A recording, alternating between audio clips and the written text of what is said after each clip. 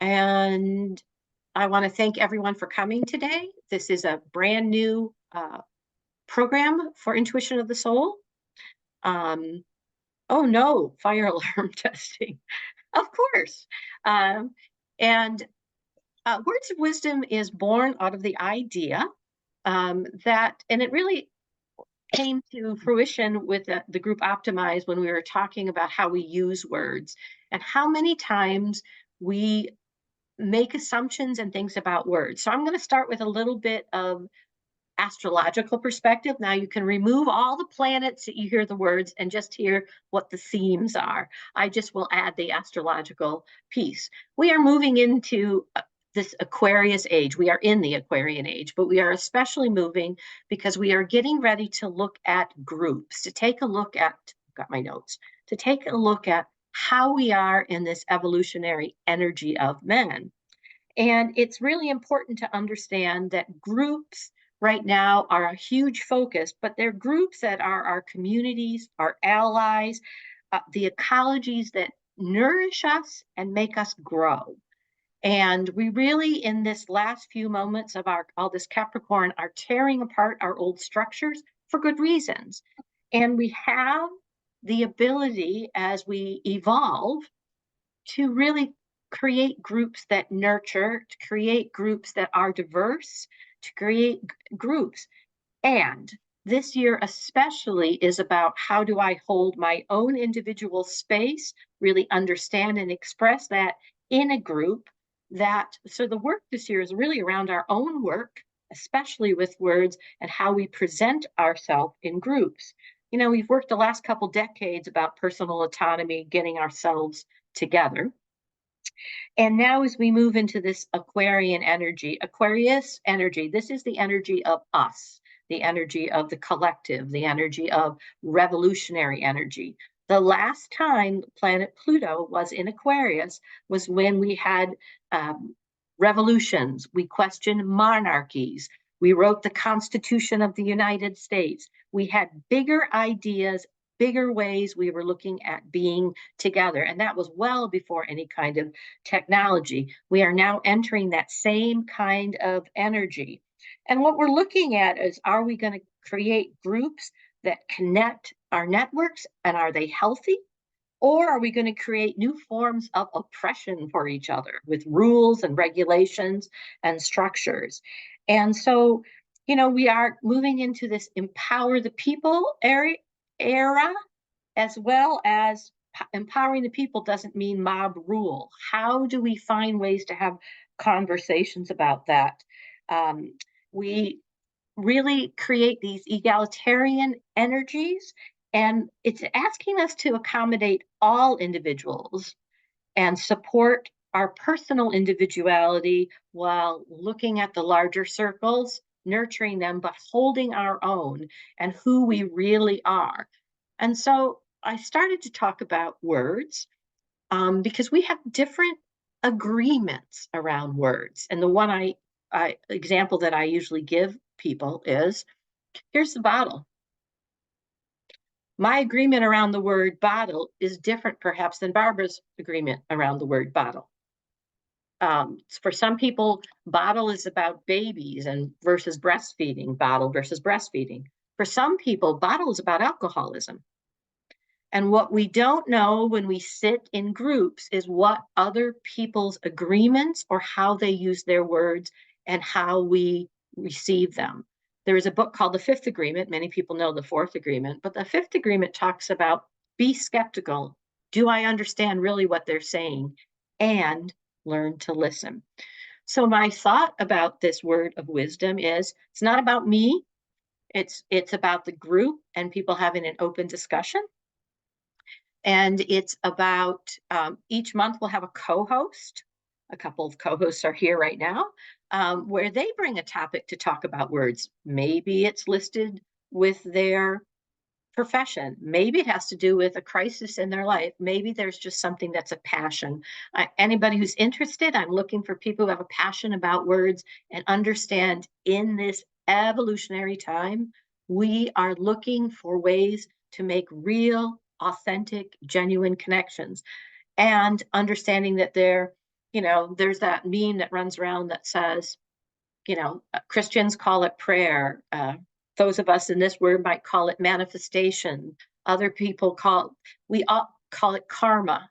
We all understand there's something beyond us. And our communication, if you know anything about communication, is really 80% is nonverbal.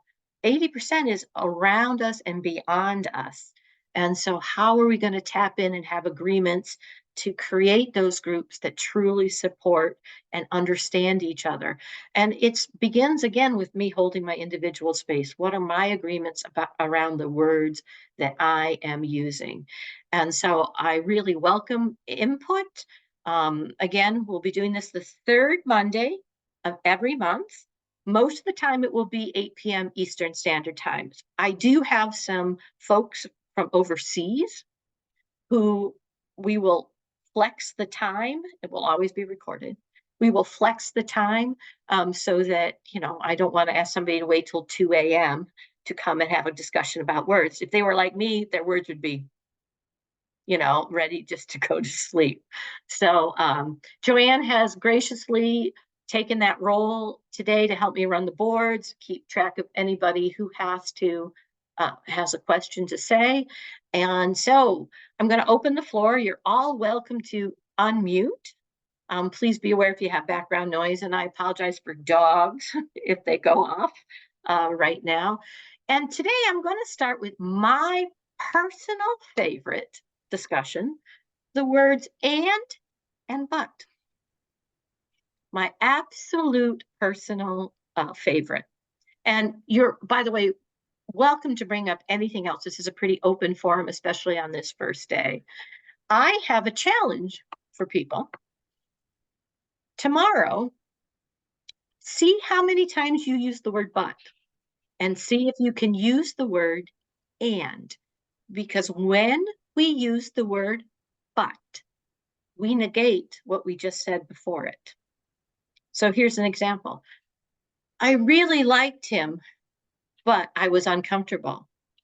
I really liked him, and I was uncomfortable. Gives me a moment to step back. Both of those things are true. And what I have discovered with and but, you could use however, anything that isn't but, that negates what's before it, I have an opportunity with discernment to look at the fact that I have components of both things. And if I'm holding my space in a group, I want that moment to reflect, where am I going to put my energy? All right, now I'm hoping for no crickets from the group that's here, and maybe talk to me what you think about that, or any other topic having to do with words. The format of this is about 45 minutes. If it needs to go longer, it can. If it's kind of doesn't, we'll stop it. So I'm going to open the floor. Please feel free to introduce yourself if you're on camera. We do have people following us. Thank you, Joanne. Doing a good job already. She's answering all of these things. And so let's unmute. And some people, we've already had this conversation. So, but just what are your thoughts about and but? By the way, I promise you, when you start listening to other people, you'll start hearing, oh, that could be an and. Oh, that could be an and. I promise that's what starts to happen. So, I'll share my and but today okay. because Kitty has already challenged me to quit. She told me she was going to, I can't remember her exact words, but she was going to get me to quit saying but. And she was going to get you to quit saying. Yeah.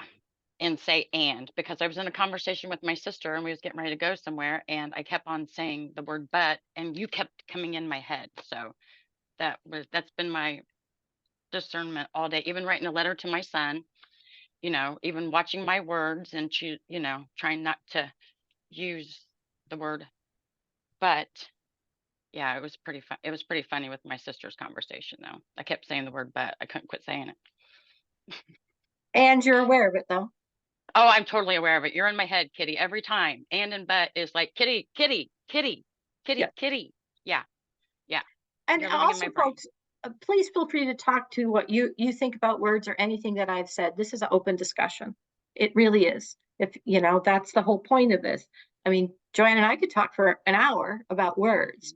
Tell me what you think, what you're noticing, anything, and see when you're telling me if you use and or but. So, I love this conversation and I really wish I could talk. And at any moment, the fire alarm could go off. well, that's okay. If they go off, you can mute. Exactly. The word that's on our rear, it's just, we use it so often. I'm really sorry. And that word comes in. You're Yeah. not sorry. You know, I remember my sons when they were late teens. Say it like you mean it. Because that word but, it negates it. That's such a beautiful explanation. It truly does. When you are talking, do you really want to discount what you said when you say but? You know, or again, if I can look at both of these, I have some more power in my interaction where I'm going to put my energy. It's very, very powerful. And I challenge you, listen to how other people use it and think, oh, all right, come on, guys. We're talking about words. It's a program for talking. And I know every single one of you here can talk. So this is not an Well, issue. So I think this is great that you did this because I was raised with choosing my words wisely, and um and I do listen to what everybody says, even though they might not, but I listen to people's words. So this is very interesting to start getting people to relate to other people on how they say things on, because when I was raising our kids, my husband would say how stupid our oldest son was, but he would express it differently. But my mom would light it on fire like he meant that he was stupid. But no, he just and expressed his,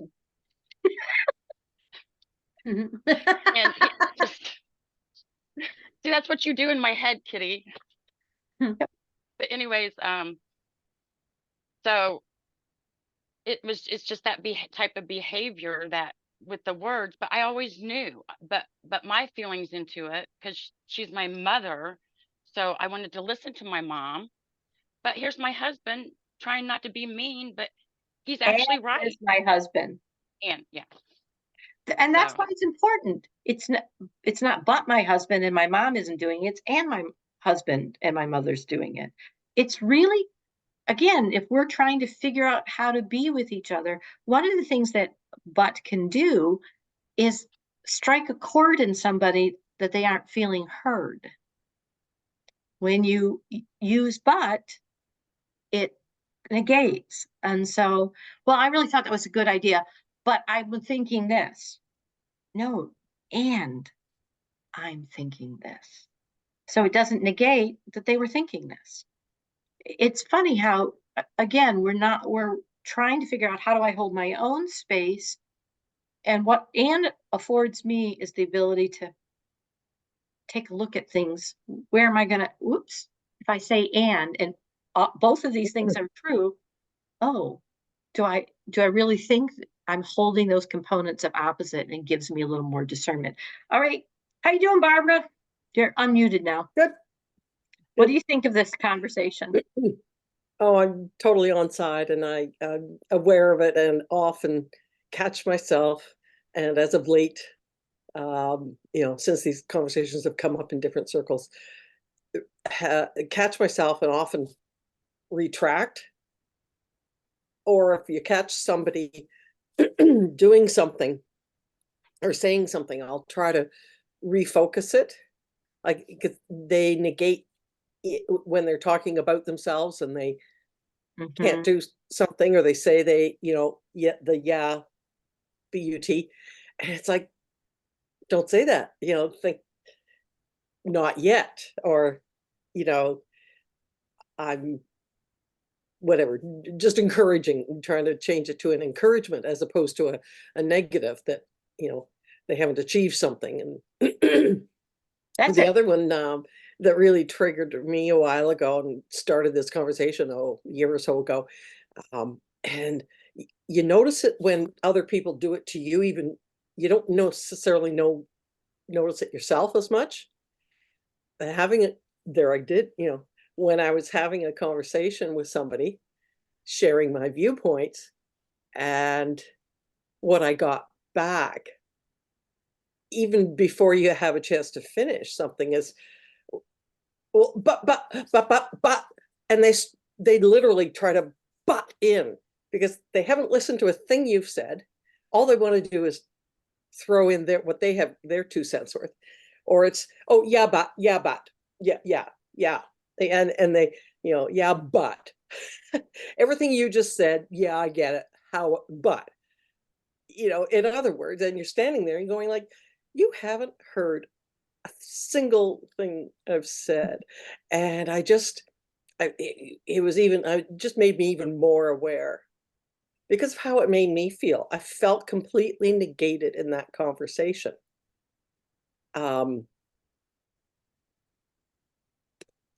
then gets to a point, you just think, well, is there any point in, because some people are just so caught up in that and what they have to say. Anyway, and it changes changes the conversation. It changes your relationship with people. Yes, it slows you down. It makes you're thinking about the other person. What I really loved you said, and I want to go back to that, is when we use it on ourselves. How do we negate Exactly. ourselves when we have those conversations? Oh, I was really enjoying it, but then I didn't want to go, and I didn't want to go. Well, wait a minute. I just signaled a choice. I take more power back. I think that's an absolutely excellent point. I wanted to read what Shannon wrote online. It's true how the energy of certain words creates twists into the manifestation of our thoughts and expressions. I had a boss who once challenged me to leave out the word but, and for a presentation and see how much it shifted the listeners and they paid attention.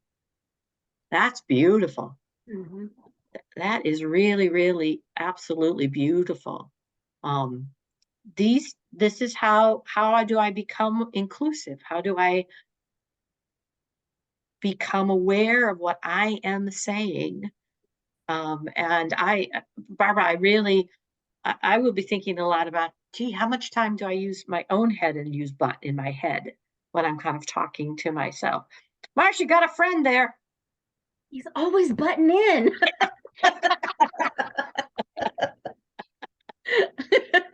You said but, let me show you, man. Yep. There you Yeah. go. There you go. What do you think about this, Marcia? Sometimes I will use yet instead of but. Okay. Because I feel like yet gives you enough space to say, I hear that, this isn't working, but I've got a solution. So like, I hate working on this unit, but I'm here. I hate working on this unit, yet I'm here to do my job. So like I will take but and turn it into yet, because that way, because sometimes when you go down the but aisle, you just get going and going and going and going. Right. And you got to stay positive. And it becomes an excuse. Yes. But does lead into excuses. I love that. I like yet. Yeah. That's what this is about. Maybe and isn't as comfortable for you. I'm going to write down, can I use yet? That is another kind of word. That's what the whole goal of this is. I'm going to share one recently where someone told me a phrase that I think is very common, bothers them because it had a bigger meaning.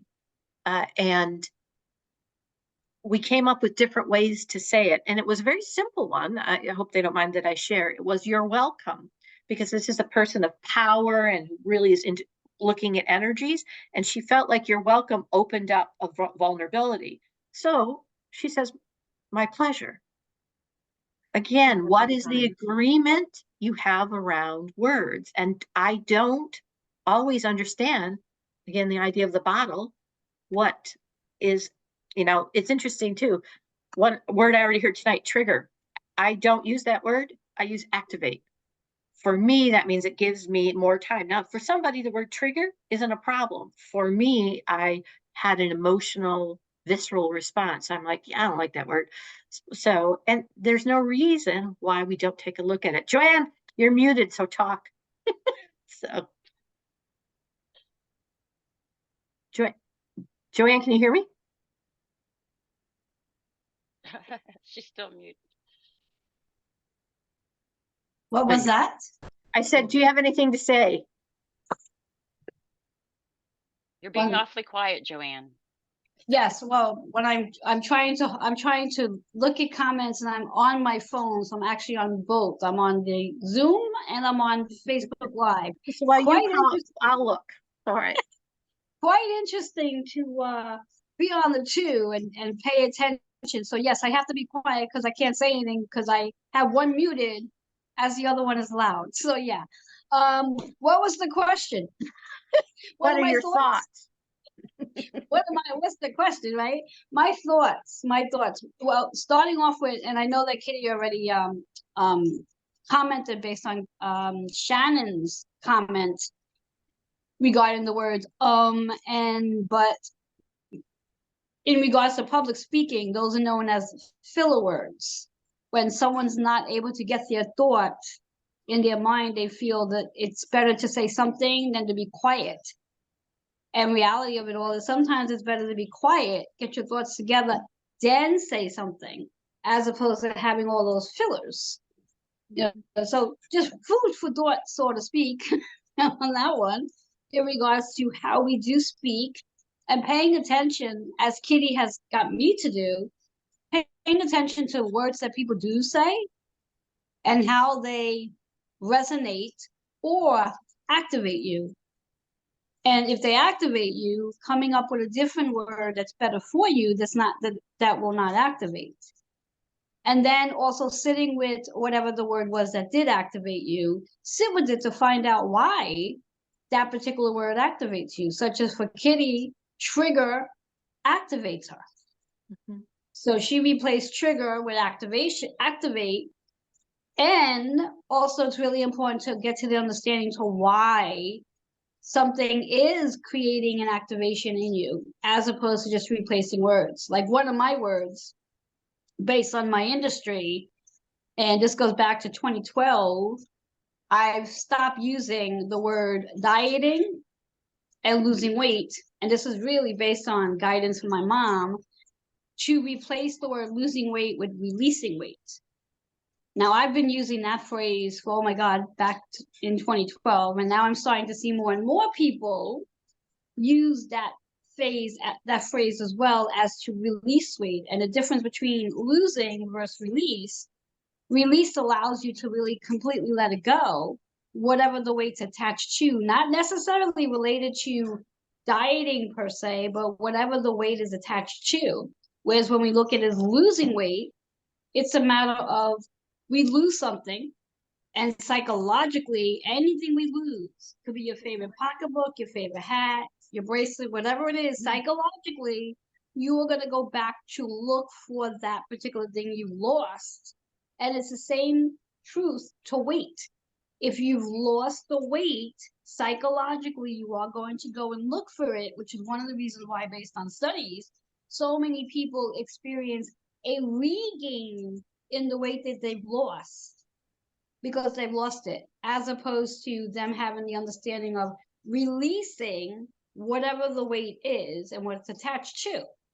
That's like one of my biggest words that I use just in my industry alone. And there's many others. Like one of my other favorites are, many people use the word budget. That word, just like, you ever take nails on a blackboard and scratch down? Well, that's what that word does to me. It's like, oh no. And my word is, rather than budget, it's called investment. I'm willing to invest rather than budget myself.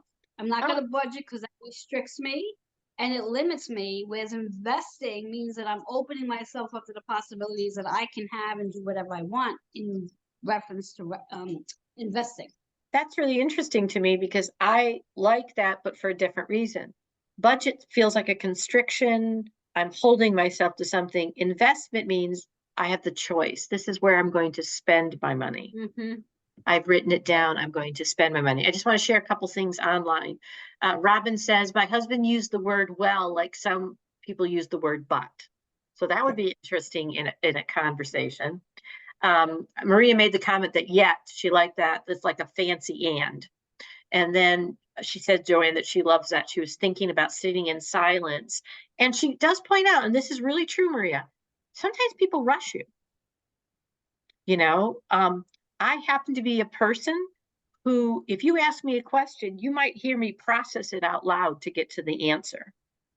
And you'll have people very impatiently say, just answer the question. And I'm looking at them going, I am answering the question. Like, can you go to the movies on Friday? Well, I've got to do. And so there's that outside processing and inside processing. And again, if we are skeptical that we understand what people are saying and we learn to listen, they're getting to the answer. That's a really true. And I think that's why some people use but, because they're trying to get an answer out. But wait a minute, but this is, it's like they're weighing it in their head. And it's because they're rushing to an answer. So Yeah, that, and I think too, the more intuitive we are, the more likely we are going to use or pause in our commenting, because we are in that space of connecting for answer. Because our answers do not, at least for me, do not come from my logical side of the brain or my egotistical side of the brain. My answers are really connecting from spirit and asking in my mind. I literally have this entire conversation that goes on in my head with spirit, my entire team, and there's a whole bunch of them, and they're all talking to me at the same time. So there definitely will be a moment of pausing before I respond, because I have an entire team that is sitting there. Oh, it's gonna be this way. It's gonna be that way. And then finally the answer comes, and that's when I finally will say. So intuitively, we'll find many people that may do it that way. yeah, Maria just agreed, and she said, I've been working on letting silence be if you don't have anything I actually want to say. And that is part of this. How do I build, they call it social nexus, but it's basically building connection of a network that is safe, that people can really be who they are, and being willing to let people be who they are and how they work together. And so for me, I started very much with the words and but, so I could figure out where I was putting my energy when it came to words. Anything else coming up for people? This is such an interesting topic. Words, how do they work? How do we use them? Different things. For me, what came to mind just when Joanne, when you were talking about the silence and holding space for people. And I think if you've worked with senior people or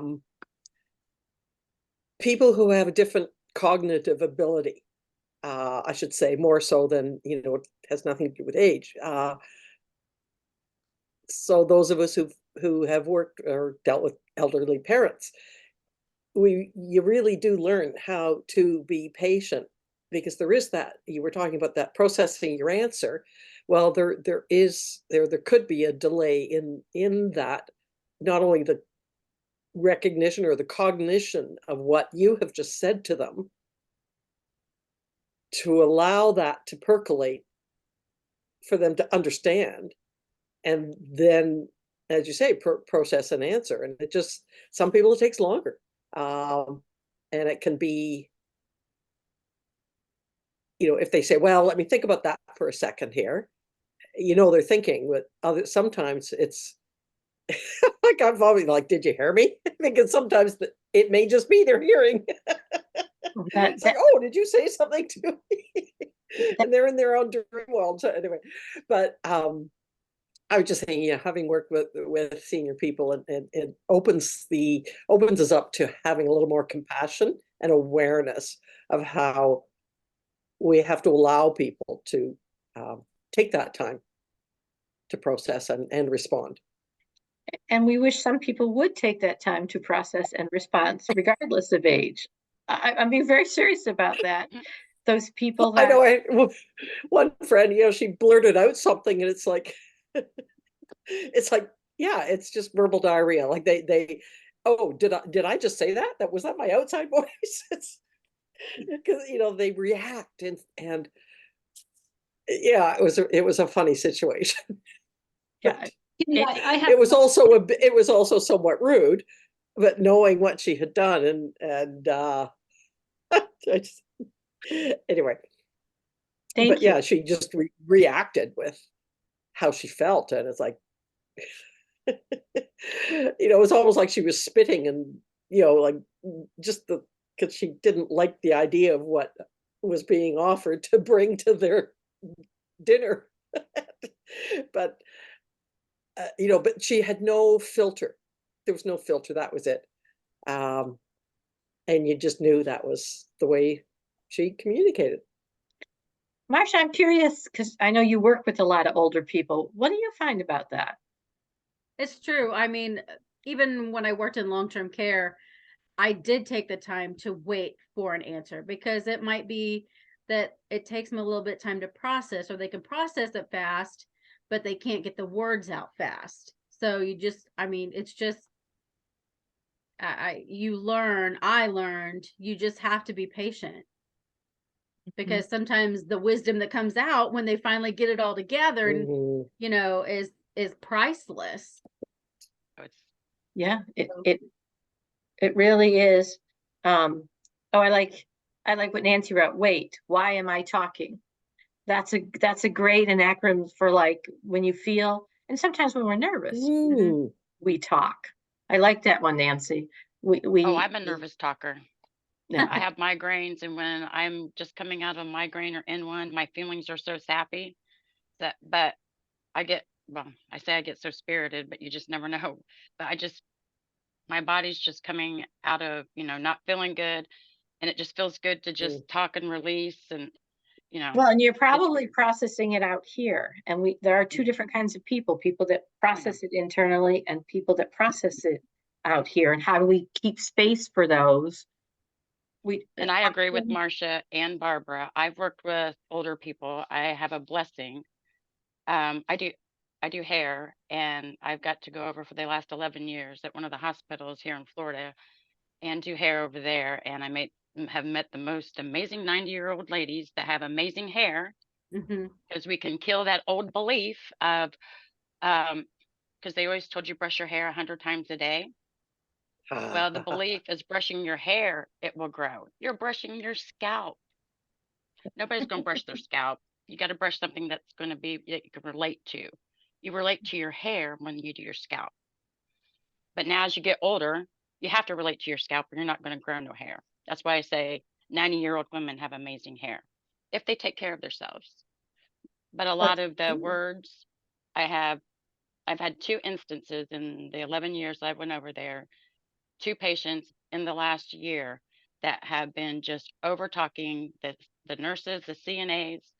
I actually honestly am so blessed to get to go in and help them calm down, to get their message out, what they're trying to say. They just want somebody to listen to them. Well, isn't that true of all of us? And Nobody wants to listen to them. They treat them like a patient or not like themselves. They're sick. This guy he had a urinary tract infection. He didn't understand it. But I went in there, explained to him that he couldn't get up in his walker. I treated him like a person and chose my words wisely, not to undermine him, because that's what everybody has been doing to him.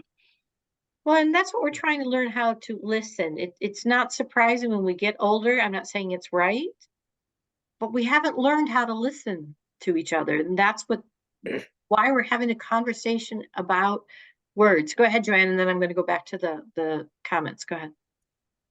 Yeah, one of my words that I use, and it fits so perfectly with this conversation, is rather than using the word sick or flu, I use the word achievements.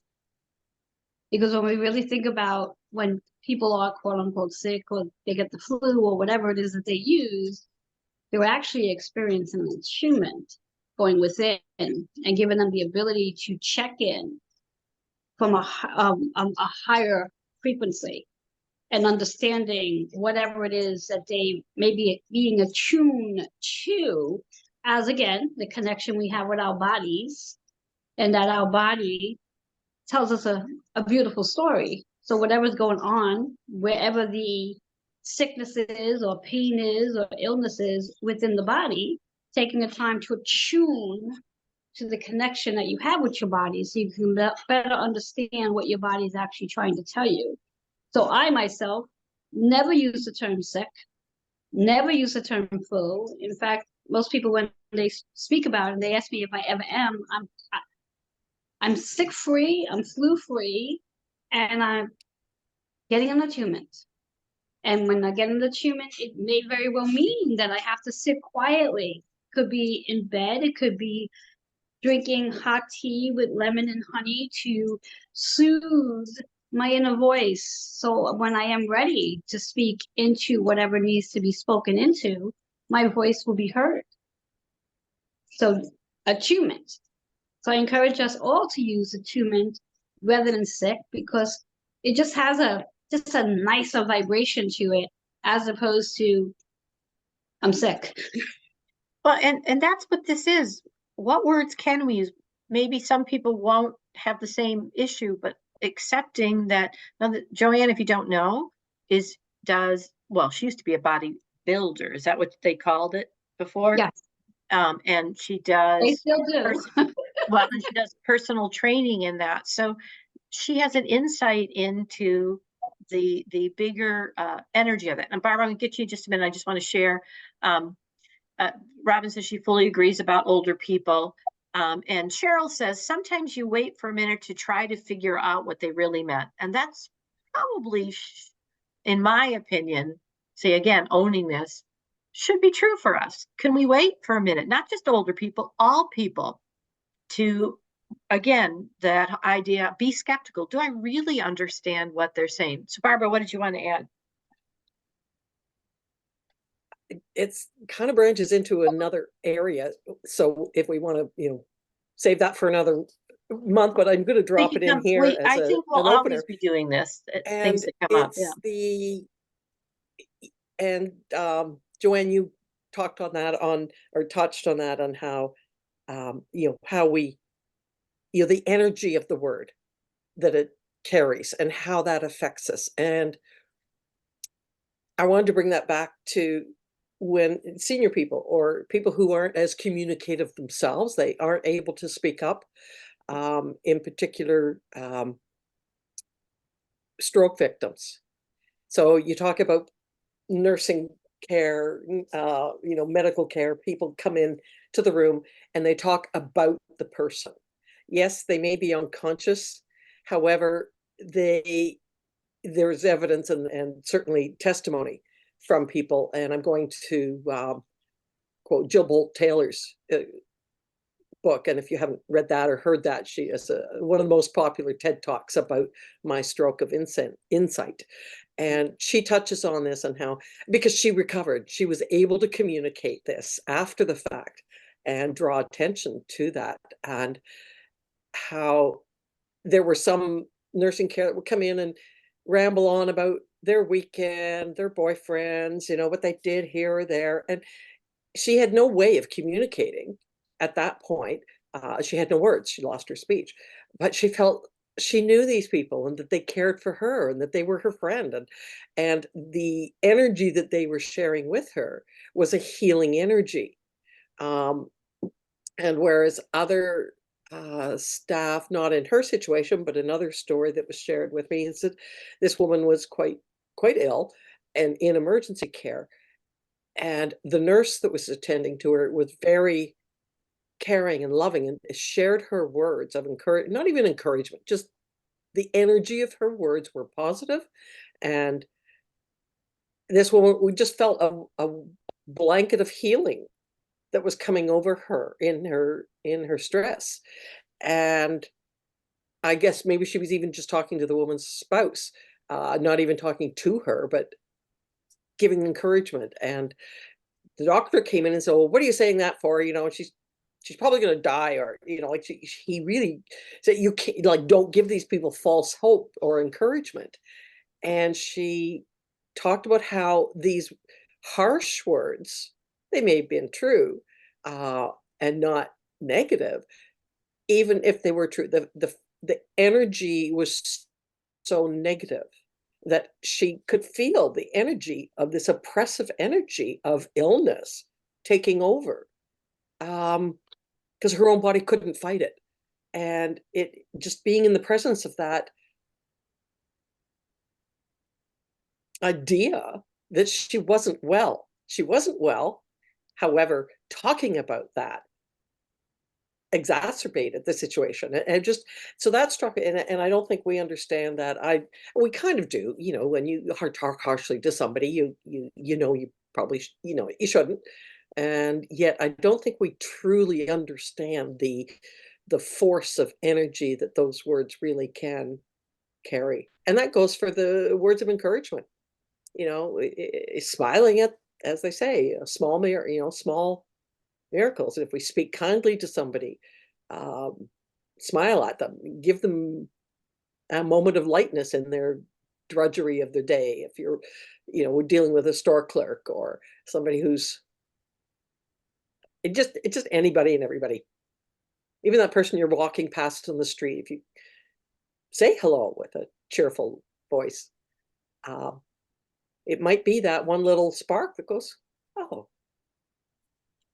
I'm That- recognized. went, So yep. That's just, an I just went talking about and the stayed again. power of words. Yes. If you haven't read that book, by the way, it's an amazing book, My Stroke of Insight.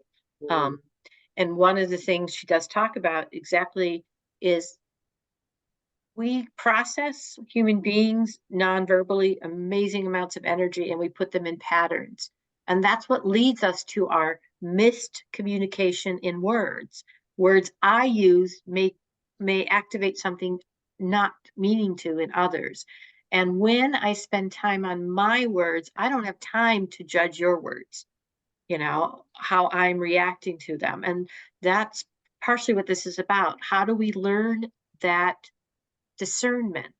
Perhaps the doctor's words were more about his frustration, not able to help. She was a brilliant woman, help this brilliant woman, but that's not how it came out, how she heard it. And so our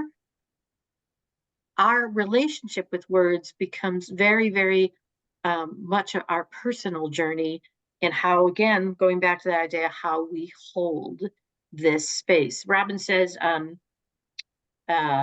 daily I speak out healthy. I am healthy. I'm happy. Words are energy that we speak into existence. And that's actually very much for sure. I loved your weight, Nancy. You know, why am I talking?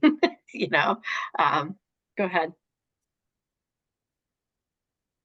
Nope. Oh, the fire alarm's going off. I think too, people at work too busy talking at each other versus talking to each other. Mhm. And I think when people just talk at each other, nobody really gets heard and nobody feels heard. I know I deal with this a lot with my job. You know, somebody comes in after having spinal surgery and they don't have fine motor skills in their hands. And, well, you know, I'll hold your pills. Can you hold your cup? No, I can't do that. I said, no. You have to put yet at the end of your sentence. I can't hold it yet, because that lets them know I'm on their team. I'm going to be their cheerleader. And I tell them, I'm like, I'll be your biggest cheerleader the whole time you're here. But it is the words that we say to people or patients or the elderly that really does make a difference in how they start to see themselves. Because now they're like, yeah, I'm a patient, but oh, she's making me feel like I can do this. I can do this. Like it just sets a whole ball in motion. Just by me saying one word. Yeah, and see, that's our relationship with the intention of what we want to say. Does it match the words that comes out? Joanne, what do you want to say? I actually have two. Trying to figure out which one I want to go with first. Okay, first one is replacing the word retirement. Now, when I work with my clients, and I do work with clients over the age of 60, and they're in that mindset of their next chapter in life. So I refer to it as freedom plan.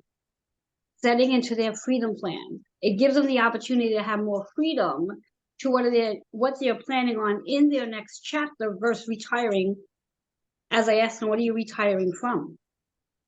So it's their freedom plan to give them that flexibility of knowing that they still have freedom. They still have so much more in their in that next chapter than retiring. Because I think there's a stigma with the word retiring, you know, of not planning or setting the intention to what their next step is going to be, which leads me into my next set of words, based on business, sales and connections. So am I looking to make a sale, or am I looking to make a connection? And for me, it's about a connection, because if I can connect with you, if I can find something about you that either we have something in common, we can chat about, I can get to know you a little bit, there's a really good high probability that there's going to be a sale. Now, that's not my intention. My intention is a connection. So it may take me a little while before that connection becomes maybe a sale. And if maybe not. But my word is I want to make a connection versus I'm looking to make a sale. I'm not going to sell you. In fact, one of my pet peeves I had many, many years back, being in the fitness industry, and managers suggested I would do sales. You have to do sales. And I remember one day my manager sat in while I did a sale. And I couldn't even imagine her face based on the way I was selling, because I didn't believe in the product. So I was not going to sell the product. It was just, I have to believe in what it is I'm doing. So my process was, I wanted to have a conversation with this person as a person, to get to know them, and then to better understand, would this benefit them based on this product that I'm looking to quote unquote sell. Well, that's the intention of words. That's what we're talking about.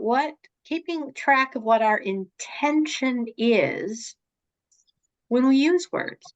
Are the words expanding us? Are the words oppressing others? Are they our words? Am I connecting over here? I think, how many times I will own this. Have I said something and thought to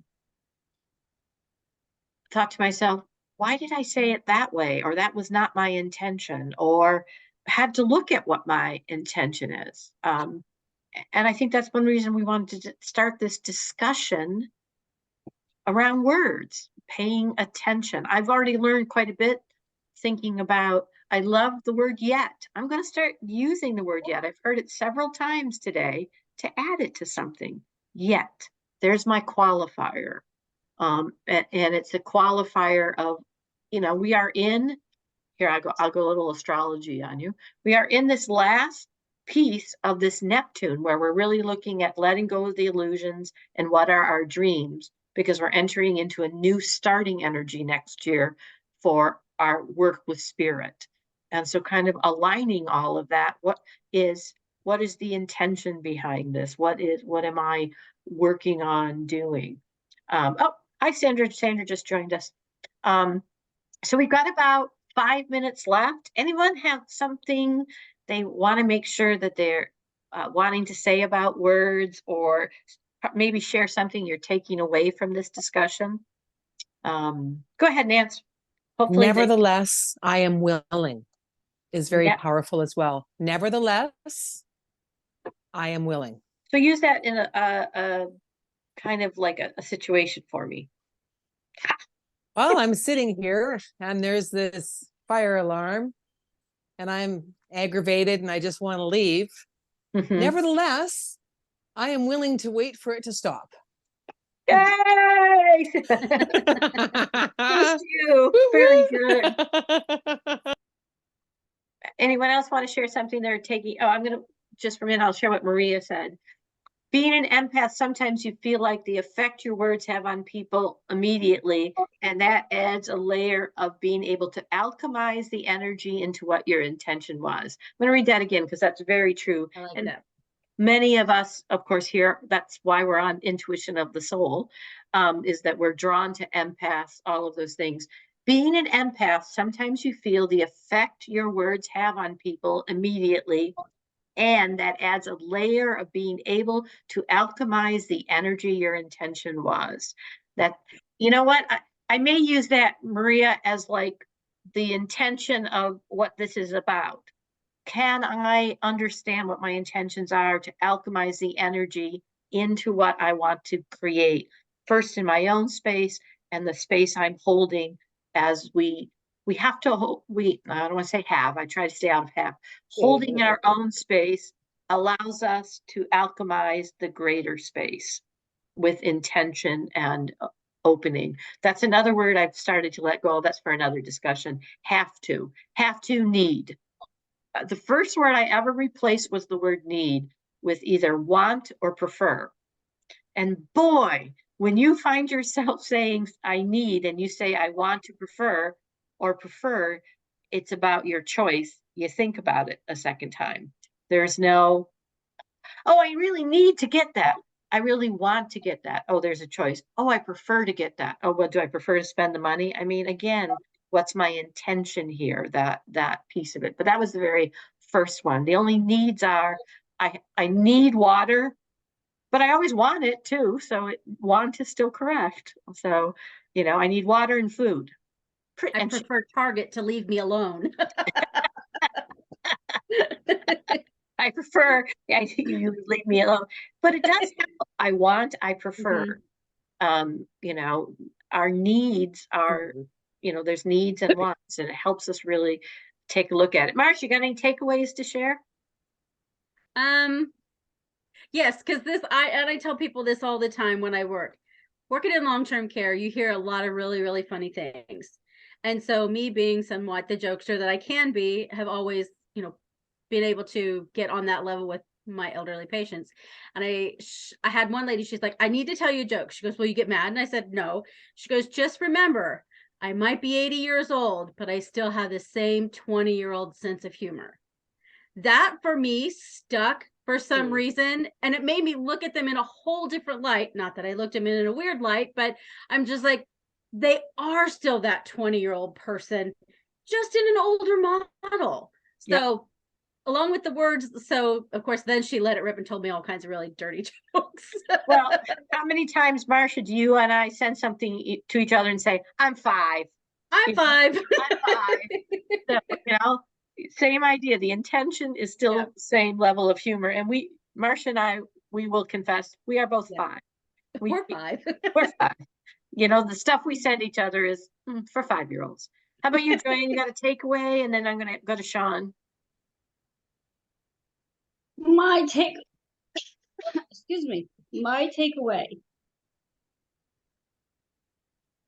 As we know, every word has power. Because every word has power, being intentional to the message you want to set out is powerful. Because your words can hurt. Even though you may not realize that they can hurt. So be intentional with your words because they have power. They're sharper than a knife. I would say be intentional. What do you want to create, even beyond the words, what the energy is. So yes, very good. How about you, Barbara? Yes, my takeaway would be on that line that that our words are powerful, have a powerful energy. Use it for the greatest good and intention of all. Yes, Sean Marie, and then anybody who's on the line, if you want to have a takeaway, we would love to share it. My takeaway, I'm trying to be open to just more of learning other people's words, because I do pay attention to people's words in detail. I used to take people's words into detail. I am a very empathic person, not realizing how sensitive I was.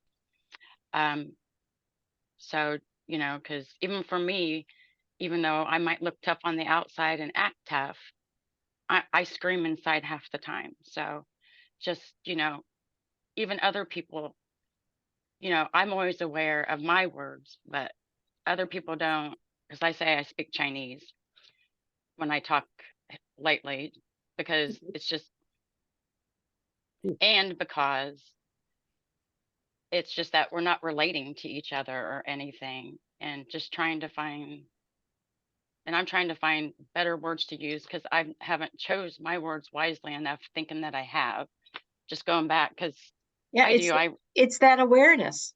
Mhm. It is, it really is, and just all this bringing everything just to, more awareness for myself, but I joy about it because my dad gave me these gifts when I was younger, and he's not been here for 21 years. And just to see everybody finally starting to realizing, their words do mean something, the way they use them. And, I've lived this all my life, and it's just amazing. So, It's important to find the people that help you become the best version of yourself. And to realize I don't always understand. Yeah, very much so. Maria says, oh, she says she's forever 17 herself, laughing out loud. And Robin had said, instead of saying I need, I say I love that. So those are all, and see if there's anything else. Well, I want to thank you all for coming to the very first one. I invite you to come back again. We'll never quite know where this goes. And we'll pay attention to our words. We are creating groups, and we can only start with our own words. And then we'll be able to really start to listen to other people. Is that what you were saying? So I do want to say namaste to all of you, and good night. And we'll see you next month on the third Monday. It will be at 8 p.m. again. Thank you for this wonderful kickoff. I hope you enjoyed it yourselves. Thank you to all the people. I'm looking at my phone because that's where I'm reading this.